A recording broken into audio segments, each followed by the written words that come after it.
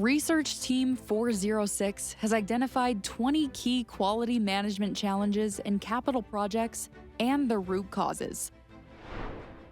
This presentation explores these challenges, introduces an industry-leading quality culture assessment tool, and shares strategies to address them.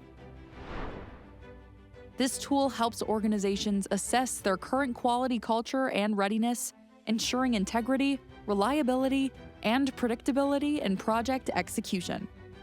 Here to present, please welcome Syed Asam Riza, Kelly Watson, Tammy Lynham, Paul Stewart, Jairo Velasquez, and Tony Kim.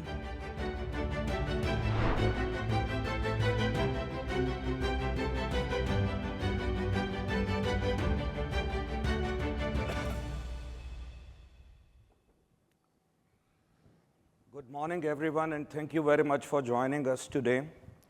Before we start this presentation, I would like to thank our academics who have guided us and helped us throughout this research. I would like to give my shout out to Dr. Ryan Bakshi, Dr. Jeong Wu, and Dr. Gada Al-Gad, and it will be unfair not to mention our intern, Mr. Abdur Rahman, who had done a wonderful job in supporting this effort. Thank you very much, everyone.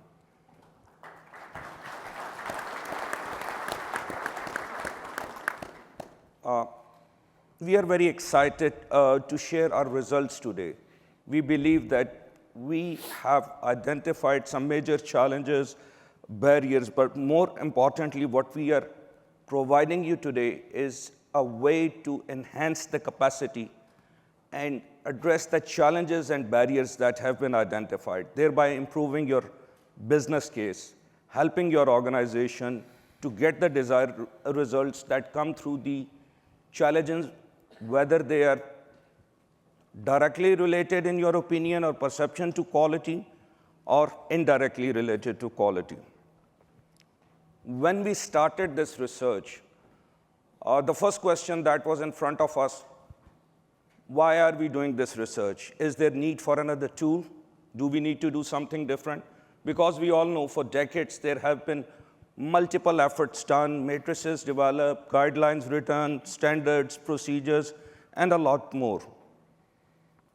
CII itself has significantly contributed in this area, starting from developing of cost of quality guidelines in 1990 to the work group 2101, which basically led to this particular research, RT-406. But the question for us remained, is there a need for anything new? And as we looked at all of these documents and data and information available to us, we realized that although these are excellent documents, books, literature, matrices available to us, but everything is addressing a specific need, an engineering area, a construction area, or something similar. What we then realized is that there hasn't been a study that have gone through the research of looking what is the overarching factor and why we are continuing to face challenges today. How big are these challenges?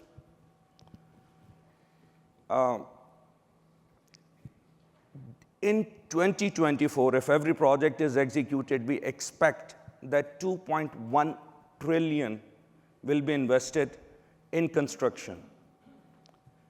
And a few years ago, a research was done, and we believe that the cost of poor quality or quality errors is about 12.4%. What that means is that we will lose around $260 billion.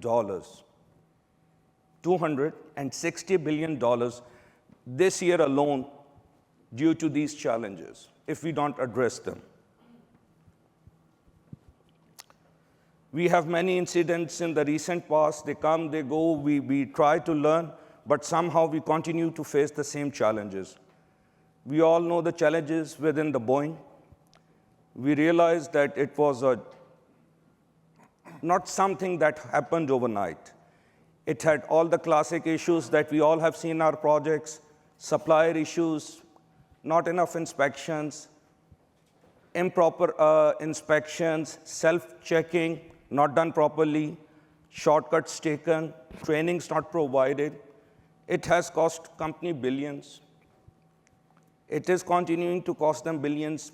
Even the management has changed 4 times. If you are following this morning, they have again announced that the leadership at Boeing is changing again. But before we proceed further, I would like to invite my colleague Jairo Velasquez to take us from here. So this is, everyone knows about the Boeing incident. That incident, even though it was a door plug that got loose, was not introduced at the factory, was not introduced at the job site. We don't get the full picture as Sim is showing. There were supplier issues, schedule pressures, incorrect processes, shortcuts on the work processes, insufficient training. Those are root causes behind that incident. And the workers at the job site, they don't have the power to fix those. The power to fix those is with us, with everyone in this room. We need to be part of the quality process. We need to understand our role. We don't have, in the construction industry, reliable data to understand exactly what is the impact to our business. But we got data from 2 of the members in the research team, which very, very much coincided that 50 to 55% of the quality incidents that have a negative impact to the schedule, to the cost of the project, or to the operability of the assets were introduced in the front end. The impact was noticed later in construction or in commissioning. And the reason behind that is because the front end definition is not enough. We could have prevented those issues with more accurate and complete engineering. We could have prevented those with complete and accurate processes and procedures, better communication of processes and procedures to the workforce, comprehensive training to the workforce. And especially, on top of all of that, it is important that a cultural shift happen. What do I mean when I say cultural shift? We need to think that the projects are systems. Many functions are interrelated from beginning to end to deliver a profitable asset. And any mistake, any shortcoming in the early phases of the project will snowball. Even if it is small, it will snowball, and if it gets to construction or commissioning, the impact is going to be very, very high. So we need to integrate quality management across every single piece of the project, and everyone who is a member of a project team needs to understand their role in quality. Asim is going to continue talking about this topic. Thank you very much for that, Jairo. So Jairo has touched on a very important subject, and that is culture. And before I go into more details, there is a question in front of you. And no, I don't want you to raise hands and vote on this particular question. But the question is, do you truly believe that quality is part of DNA in your company? I'm sure a lot of you will say yes, and a few of you will say, I'm not sure about it. But that is the self-reflection we all need to do and understand where we are in terms of applying this, in terms of making sure that this is done as a part of culture. I'll borrow a phrase from our company and our CEO. When he talks about improvement in safety, culture, or anything like that, he always says that the culture is defined or led by the values. not by the priorities. Priorities might shift, but the values remain constant. It is important to understand that the main challenge that we face as organizations, yes, we have systems, documents, and a lot of good stuff. However, do we have the culture to implement them as a core value of our business? Quality is not something that is the responsibility of the quality manager. It's an end-to-end solution that has to be implemented in every single phase of the execution.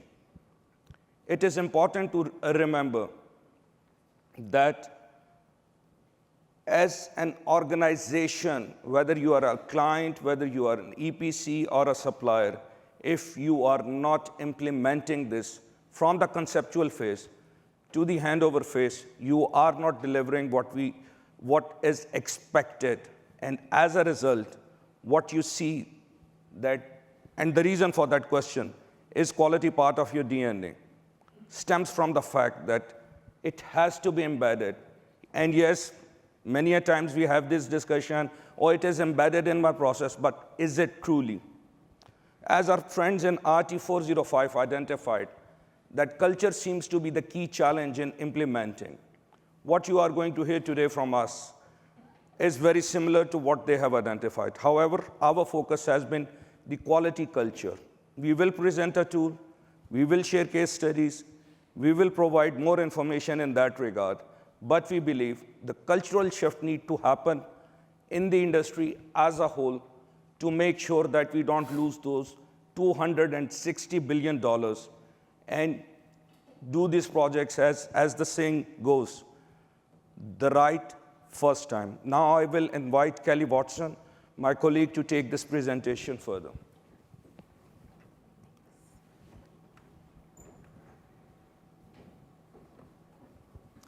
In the industrial sector, a construction project manager, we'll call her Miss Quality Construction, she notices some patterns. She notices repeated quality issues, but an important barrier, a lack of buy-in from senior leadership to address those issues. She wants to stop those patterns. She wants to know how her projects stack up against ones in her company and in the industry. And she wants tools to do that. But without that buy-in, she sees a significant barrier to get this done. So she starts to brainstorm. She starts with what she knows. That's safety. Her senior leadership, they're all on board with safety. Her company is great at it, but is there a connection? Yes. Our research finds that more quality defects lead to safety incidences and first aid cases. That's a strong bullet point. Also, poor quality equals rework. Rework puts strain on resources, strain on schedules, and it causes more rework and more strain on schedules, and that's a cycle that she wants to break. That's a cycle that we all want to break. And we've made progress. Our research survey shows that the employee perception and management leadership on the topic of quality have improved over the last 30 years. But there's still room to grow and still room to break those cycles. A Harvard Business Review article shows that improved quality culture can reduce rework by 50%. That means, and if you state it another way, poor quality culture can constitute up to 50% of our productivity overruns on our project. That's a really strong bullet point in her call to action to her leadership to address the quality culture. Now I'm going to turn it over to Paul to say what is quality culture. So we've been setting you up a little bit for this tool. Maybe a little bit hard to hear, but our research across the industry pointed to a fundamental lack of real quality commitment and culture in many projects and organizations. We've laid out here the elements of an effective, a thriving quality culture. Organizations, projects, if you want to improve your quality performance and your business outcomes, you're going to do an evaluation on communication in your organization. How effective is your executive communication and other senior leaders that reinforce quality? You're going to look at your visibility. Do you have posters, signs, banners out on your jobs, and other communication that constantly reinforce quality as a value? You're going to look at your quality organization. Do you really have sufficient resources to manage quality? You'll look at your training. Do you have deliberate and consistent quality expectations scattered throughout?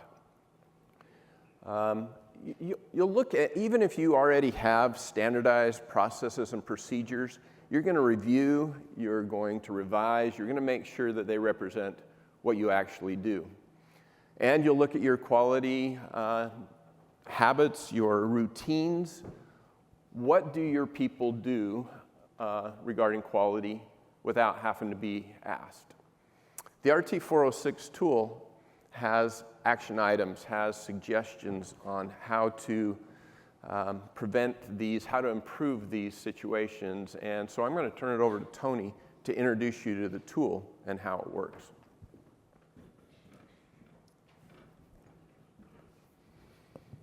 Good morning. So I'm going to run through how the quality culture assessment tool was developed and how it's intended to be used. So quality challenges and barriers.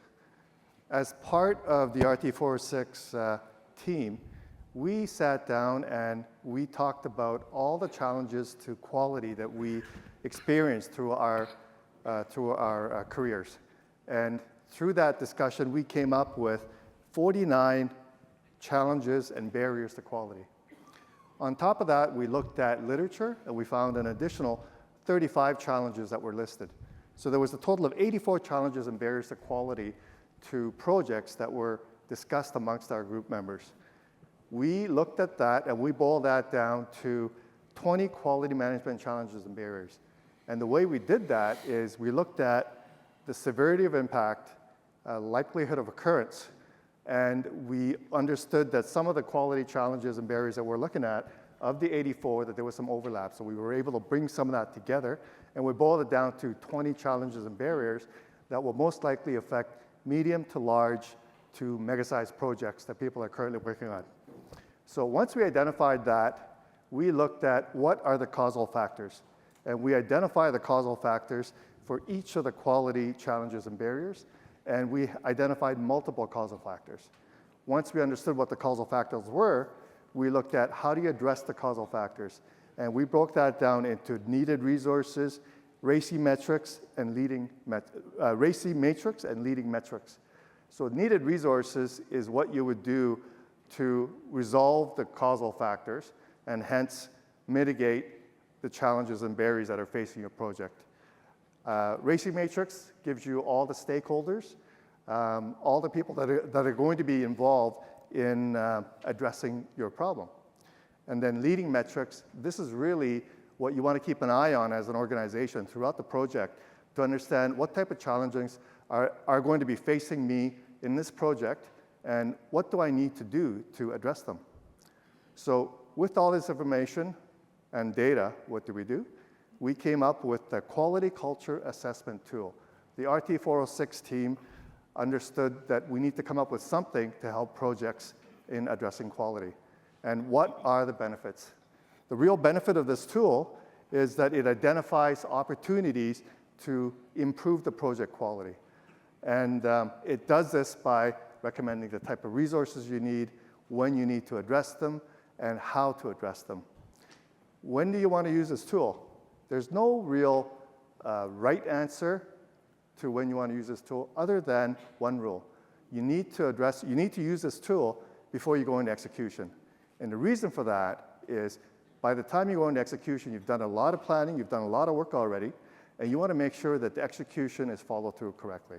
So the earlier you use this tool, the better understanding of what's facing you in your organization for the project and how to address that. Once you get into execution, you want to look at it again in the early stages, perhaps 10% into execution, perhaps a little bit before then, just to see how am I doing? How is this project going? Is project quality going down? Is it going up? And then it will help you re-baseline that by giving you other actions that you could follow up. So during your execution, you also want to have a look at this midway through, and there's really no limited number of times you want to run this tool. You can run it as many times as you want, but the recommendation is you do it before execution so that you've got a good start on execution, earlier on in execution so you could re-baseline and make some changes, and then throughout the project to see how am I doing. So how do we implement this tool? So this tool is implemented through assessment questions. As part of this tool, we identify 15 stakeholders that are generic to all medium, large, and mega projects that people generally do. This is identified in the tool, and the way that this tool is implemented is any number of those people, any number of the defined stakeholders would enter the tool saying, I am the project manager. And once you click that, there's a number of assessment questions. Now, what these assessment questions do is it addresses the leading metrics, and it gives an indication of how are these leading metrics being addressed in a current project. And through that, it identifies what kind of challenges and what kind of barriers am I going to face. Now, the way to use this tool, the best way to use this tool is to have all 15 stakeholders in one room, have an open discussion, and answer all the questions once. But that's not likely going to happen because 15 different roles, it's tough to get that many people in a room all at once. You could do that. Failing that, you may want to get key players. You may want to get project managers. You may want to get engineering managers, quality managers, certain other key individuals that you feel are really important to the project. Get them in a role, get them into the room, have that discussion. Failing that, you can have individuals answer the assessment questions by themselves. But understand that if you have individuals doing that, there's going to be some subjectivity, so that the results that they're going to give you might be somewhat skewed to their point of view. So use that with a grain of salt. You may want to get multiple results, weigh them together, and then follow through on what type of actions you want to carry out. So that's how you implement it. What are the outcomes? There's a couple of outcomes. The first outcome is what we call Quality Culture Index, QCI. And we have 4 quality control indices that we report out on, and I'm going to go through them. Planning and management. So this is a cultural indication of how well is quality planned for in your organization for this project. Do I have enough funding? Is the quality aspect of the project part of the schedule? Has it been planned? Employee participation. Do the individual players in the project understand what quality is part of their job? Do they know what they're doing? Is there a mechanism for them to feed back quality suggestions or poor quality back to the organization to be placed into the project planning? Third one is perceived effect.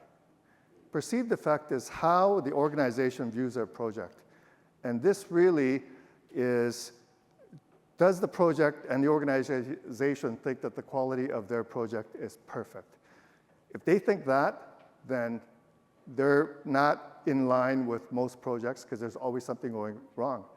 If the organization thinks that there's no issues with their quality, then that's a big disconnect.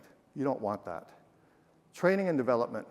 Is there ongoing training and development of personnel? Qualification, is that part of the resourcing? Those are the quality culture indices that we report out on, and it's measured against the benchmark, which is an industry average QCI that we developed, and we had a number of surveys that went out to different organizations, and of the 150 to 200 responses we got back, we vetted them and we used 89 of these responses, and that's what we compare ourselves to. So when you use this tool, you'll see how is this project I'm working on in planning and management, how does that weigh against the industry benchmark? One thing I want to note is in this tool, there is a button that you can press after you've instituted the tool, that will send your data back to CII. It will depersonalize it, and they can add it to the benchmarking tool. So over time, the industry benchmark average will change, but this is strictly voluntary. You don't have to do it. It would be good if everybody did it, because then we have an understanding of where the industry is going. So that's output number one. The second output is what we call critical quality metrics. This is where the real work begins for the organization to make changes. The most prominent in this is problem identification, and this is the challenge/barrier that we talked about at the beginning of the slides. And this is really the problem identification. So once you get the problem identification, we identify the cause of the problem, which is the causal factor.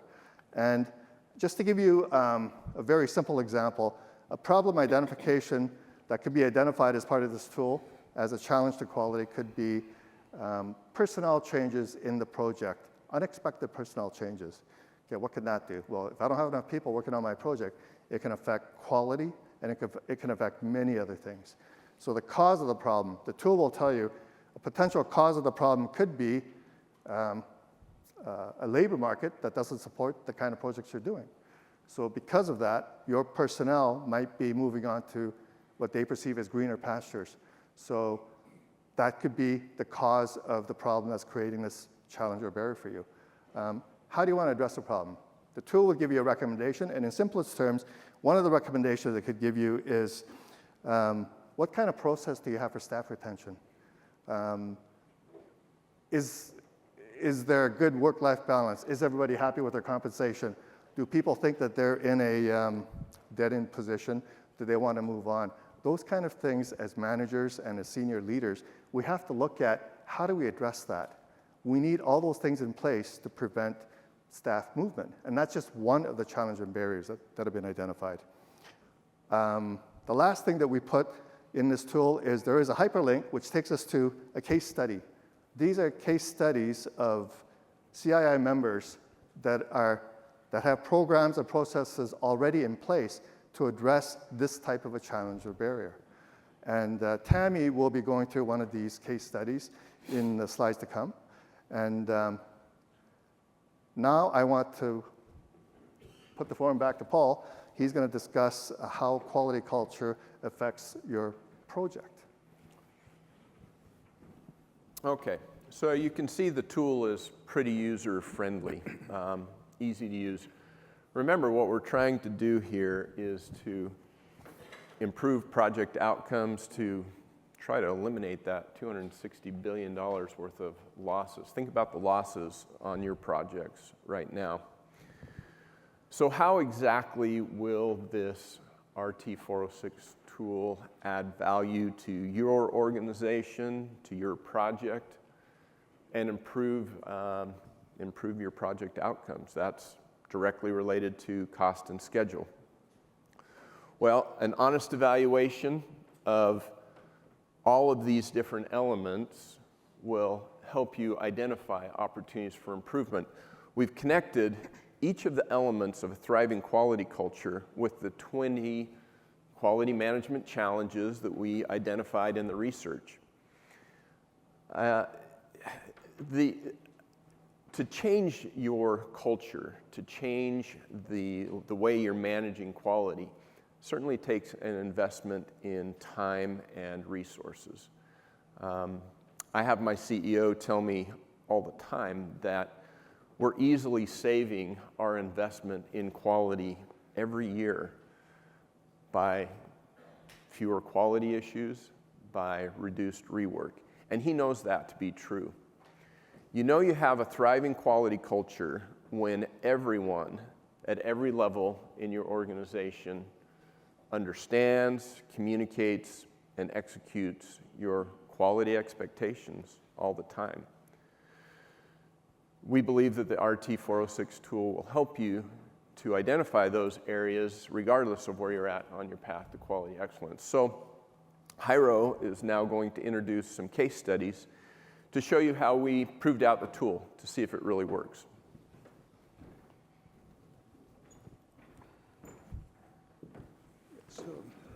So we have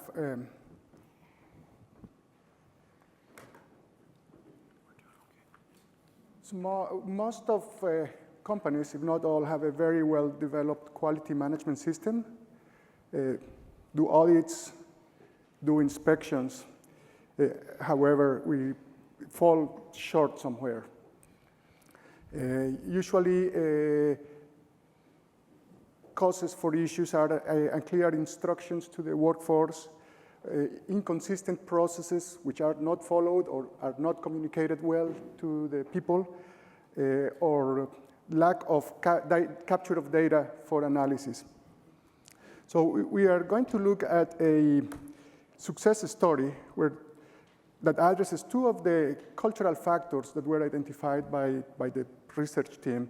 One of them was a collaboration across all the stakeholders, and the second one is about the adoption of new technologies. So in this case, the challenge was to a project that had 120,000 flange connections.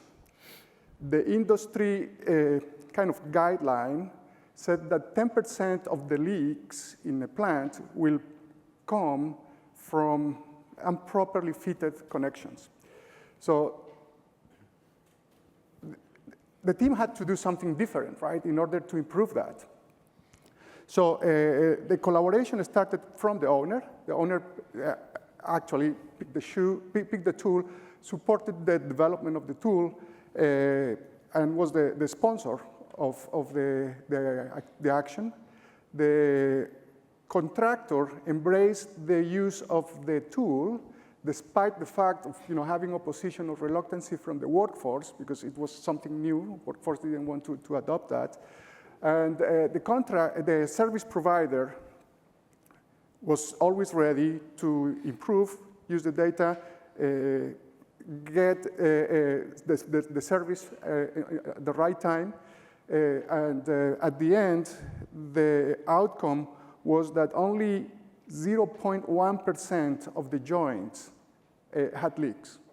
So that's a 100-fold improvement from the benchmark to the actual delivery. So the contractor is here, is Bechtel, the service provider is Cumulus, so they are known to the industry. The tool consisted of a cloud-based system where all the engineering data was preloaded for the 120,000 joints. The tools, the actual tools to do the work, were Bluetooth enabled, so data could be captured, on right time. The workflow was properly mapped, so all the steps in the process were followed, and the operators, the workforce, they knew exactly what needed to be done at each step of the job, and what the definition of good was for what they were doing. So I think that the tool, the RT-406 tool, will help identify areas of improvement like this. Where can we improve collaboration between stakeholders? Where can we adopt new technologies? And we have more examples now. Yeah, so this is, share with you another example of how we use the tool to kind of prove out performance. This one has to do with quality performance tracking. So in my organization, we had some challenges with tracking quality issues. Some of it was cultural, some of it was the people in the field simply didn't have time to document those things. The other part of it is we weren't doing a good job communicating that information. What were we doing with the information once they tracked it? What was the point? We recognized that if we wanted to improve, we needed to address these challenges, and we needed to do something different. We needed to have a user-friendly application, and we needed to do something with the information primarily. So we went to work, and we set some very clear expectations with a software application developer. What we needed, it had to be user-friendly. We had to be able to use it out in the field offline. Our people needed to be able to enter a quality issue in less than a minute. just a few clicks. It had to be quick and easy. I'll tell you the single most important thing that we had to do, though, is we had to change the culture around and the negativity around quality reporting. Instead of that whipping post when you do something wrong, how could you possibly do that? We changed the communication to, thank you for reporting that. How would you do that differently? The message was honesty and transparency in reporting quality issues. And we actually created a whole bunch of different reports and started to do something useful and productive with the information. Today, everyone in the company gets a daily email with all the quality issues from the day before, company-wide. They now have real-time information to plan their day's activities. They have access to the previous ones as well. There have been thousands of quality issues entered in over the last 4 or 5 years, and they include engineering, procurement, construction, startup, commissioning, warranty, all across the board. So it worked. What we did actually changed the culture. The RT-406 tool will help you identify maybe gaps in your organization or gaps in your processes like this. Here's another example. This one has to do with this significant challenge with really not having sufficient resources to manage quality and project execution. Some questions you might ask is to help you manage this or to make some improvements is, has your organization really promoted the quality role? And do you have defined quality job descriptions?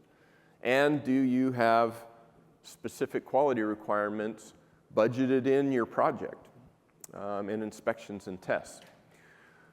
So as a result of maybe a lower than expected or lower than desired quality index rating in this particular area, one organization created a complete quality career path with 13 different job titles with detailed job descriptions for each one of those. They created a director and a VP of quality, and with executive oversight and with board of director interaction at the highest levels of the organization. They created training and development to move their quality professionals along a very defined career path. They started recruiting from colleges and universities with an internship program, and they adjusted the compensation of their quality professionals to be equal to, or in some cases, even above that of similar operations to reinforce that quality was a valued and a recognized position. Today, that organization has over 500 quality professionals that are advancing along a very defined career path and adding value, preventing quality issues and rework throughout the organization. So we proved out a few other of the topics of the elements of a thriving quality culture, and that includes, the routines, the standard processes, procedures, your training and your development. And we found the tool useful to identify gaps in all of these areas. Making those kind of changes takes a true commitment in how you approach quality, and it takes a true investment. By the way, we realize that it takes the same amount of effort to develop a thriving quality culture to change your business outcomes as it has over the last 20, 30 years for us to create a thriving safety culture that changed our business outcomes and prevented injuries. I believe that the other thing that we identified is that executive leadership, messaging, reinforcing your quality expectations all the time is the single most important key to success. So Tammy's going to share with you one final case study on how This RT-406 tool, we believe, can really help you rethink how you're managing quality. Thank you, Paul. So, how do you sustain a well-developed quality culture into the future? Well, all of you are leaders within your organizations that are in this room. You need to visibly reinforce the culture that you desire within your organization. Here's one example of how that was done. It's a quality recognition program. It was given to individuals who exhibited the engagement and attitude that led us to the quality culture we desired. Keeping it simple, there was an online nomination form, and then the corporate quality department reviewed the nominations and determined who got the recognition. Then pictures and stories of what they did and why they're receiving the recognition were put into a PowerPoint. That PowerPoint was shared in a company-wide event that included our executive management during World Quality Month. I don't know how many of you know there is a World Quality Month. Happens every November. It is an outstanding time to reinforce what you want to see within quality. So the recipients, what did they get? Well, they got this really cool polo like the one I'm wearing. On the sleeve, there's a nice logo that says "Quality starts with you." Very important. Then the managers, they took the information we provided to them and also recognized their recipients in many smaller venues. So the recognition is not just about a cool shirt. It's about management publicly saying, thank you. Thank you for doing the right thing. Thank you for being a good example and helping us to produce quality project outcomes. All right, so we've talked a lot about the research team 406 products, and we really just scratched the surface. So take some time and review them. They can be downloaded off of the app, and you're going to have things like the implementation tool that helps you to identify potential quality management challenges, facilitate planning and documentation for your quality management within your project or organization, and provide resources regarding potential quality management challenges that you will face. There's case studies. Like I mentioned, the quality recognition program. Paul talked about the personnel career development program and tools to track quality performance. And Jairo, he talked about advanced technologies for quality management, and there are others. Rethinking strategies, we talked about culture. Yesterday, we talked a lot about culture. I believe AWP was at 405 research team. It's huge. As leaders, as managers, what you pay attention to, what your boss pays attention to, that's what your employees are going to focus on. That's going to drive their behaviors. Career development and training. You don't know what you don't know when you first start within an organization, especially straight out of school. You got to help people to know what to look for, help them in that learning process. And processes, that's a given. Consistent processes lead to better results. And data management, that's another theme that we talked about a lot yesterday. It takes data for you to be able to understand what's really going on within your project. And without that, it's really hard to improve because you don't have any way to tell if you're really making a difference. Really, what it all comes down to is this. We challenge you to build a culture of quality ownership within your organization. I'm going to say it again. What management pays attention to, so if management owns quality, so will your employees. It's important for you to work with those folks and lead them. Your senior management, so your boss needs to get engaged. Your boss's boss may need to get engaged. There's no easy button. It's something that you need to work for. In your quality vision and goals, not just for your project, but also for your organization, they need to be very clear, they need to be visible, they need to be talked about. That's something that we don't do enough of. We don't talk enough about what's going on within our project teams related to quality. What are the lessons that we're learning?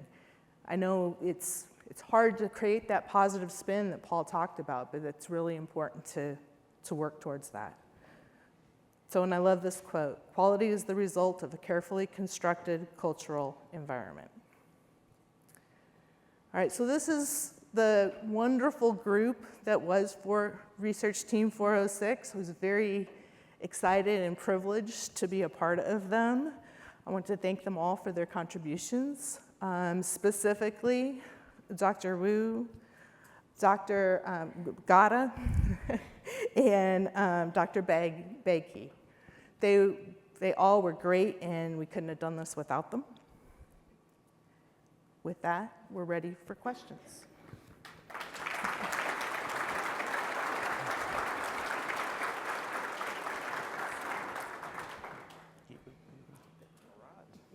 So, well done, and thank you. So, questions are flying in, just like DT said yesterday.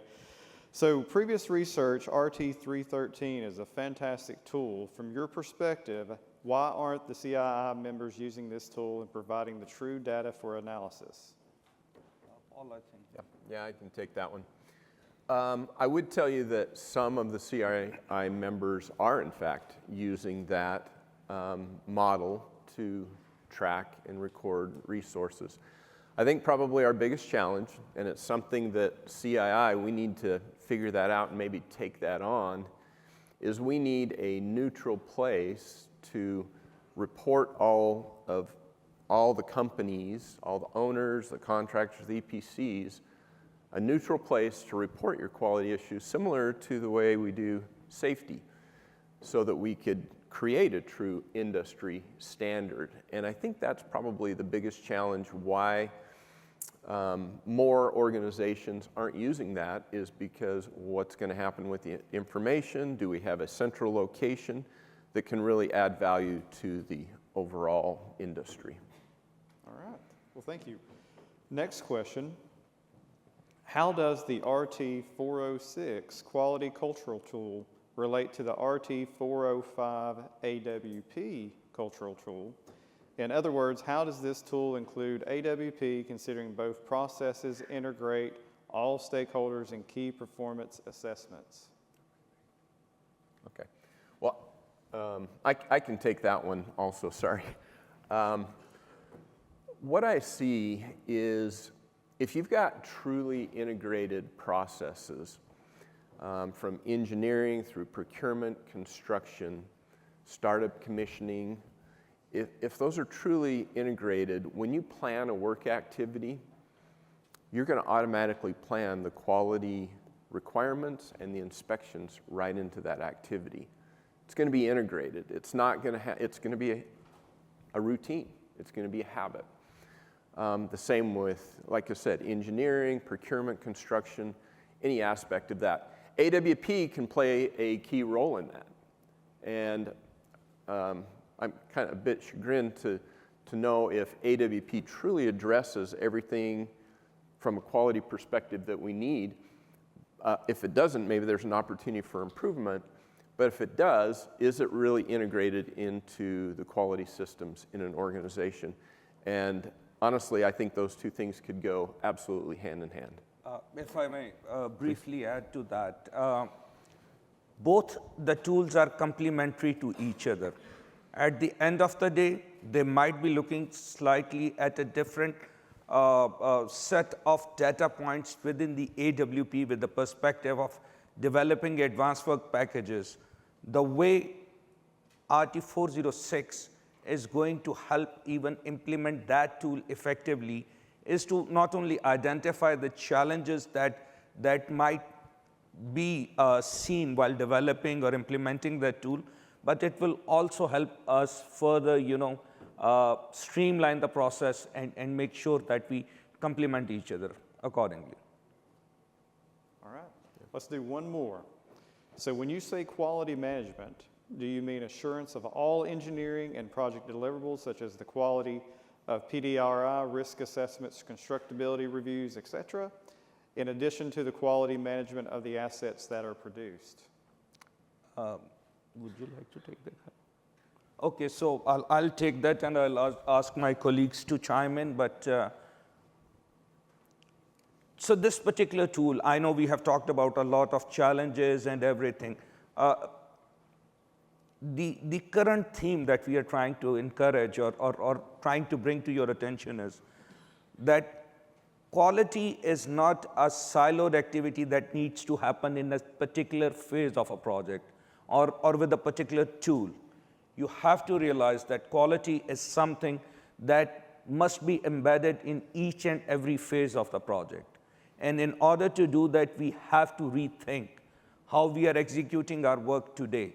If I'm just looking at engineering quality, presuming that if I address everything within engineering, somehow I'm going to address every single challenge later on in the execution, maybe to a large extent, but not everything. So it is important to realize the key rethink that we believe needs to happen in the industry across is to make that realization. We need to make sure that this is done at each and every phase with equal amount of attention with the right resources. All right. If I can chime in.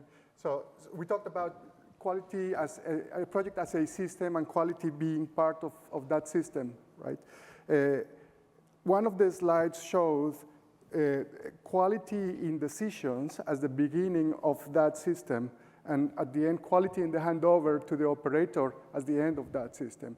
So I would say, yes, considering PDRI, how the front end, the quality of the front end is determined, or can be estimated using PDRI. Quality in engineering can be estimated using the RT-406 tool. And so on. So yes, we are talking about quality should be integrated. Quality should not be an add-on at the end, just doing inspections and audits. All right. Hey, well, thank you. Give a round of applause.